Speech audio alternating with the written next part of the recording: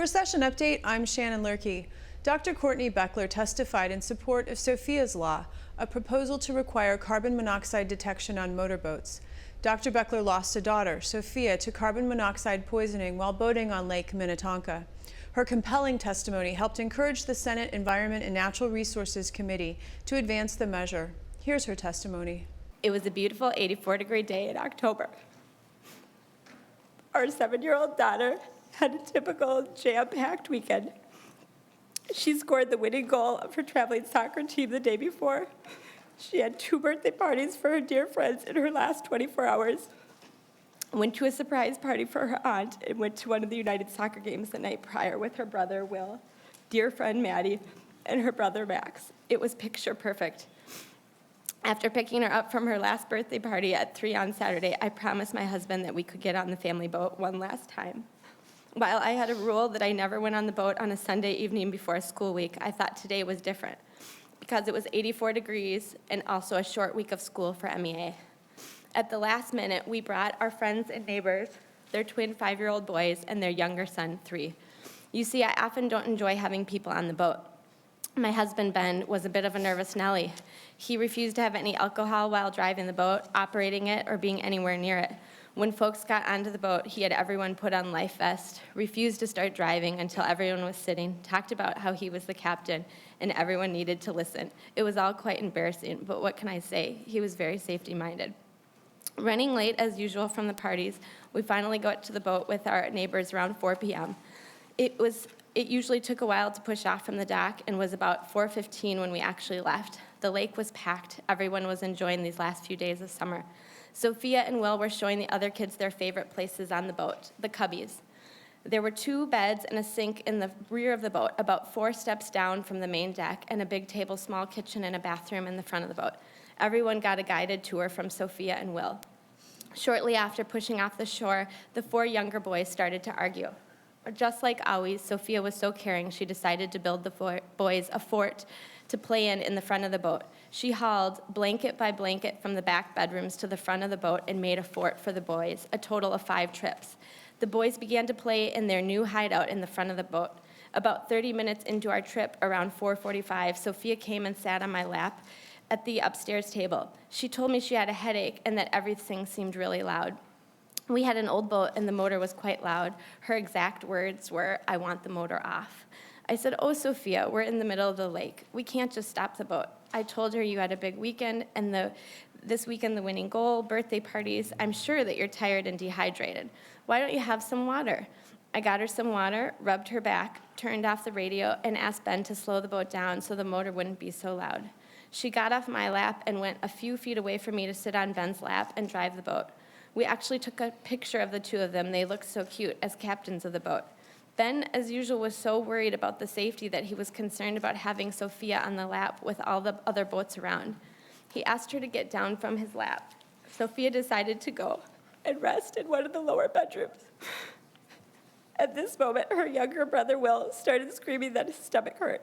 We assumed all the boys were wrestling in their fort in the front of the boat, and someone likely got a foot to the stomach. As I rubbed Will's back as he cried about the belly pain, Ben stopped the boat about a football field from downtown Wayzata. He said something sounded funny and he was going to check the engine. I asked him if he'd check on Sophia when he went down the steps. It had been about 7 minutes since she was on the deck of the boat. The next thing I heard was Ben screaming Sophia and carrying our lifeless baby girl. He found her on the floor of the bedroom. I remember looking at her in shock and just waiting for her to wake up. Ben started screaming, "It's carbon monoxide, I know it, I have a headache, start CPR." As a trained cardiologist, all I could think of was, if I can't feel her pulse, what if I feel her pulse and it's not there? We put her on the boat and immediately started CPR as 2 trained physicians.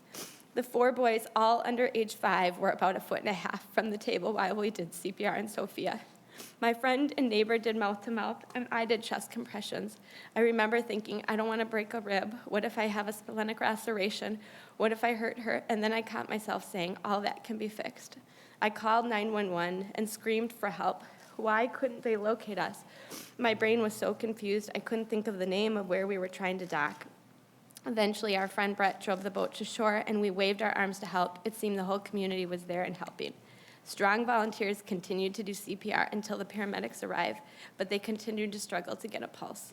Pulseless electrical alternans, no rhythm, continue CPR. They called for a helicopter to try and bring her to HCMC for hyperbaric chambers, but unfortunately, she needed to be stable enough to transfer her without active CPR in the helicopter. They drove the ambulance to a nearby school and sat with my child dying in the ambulance, waiting, desperately trying to bring her back.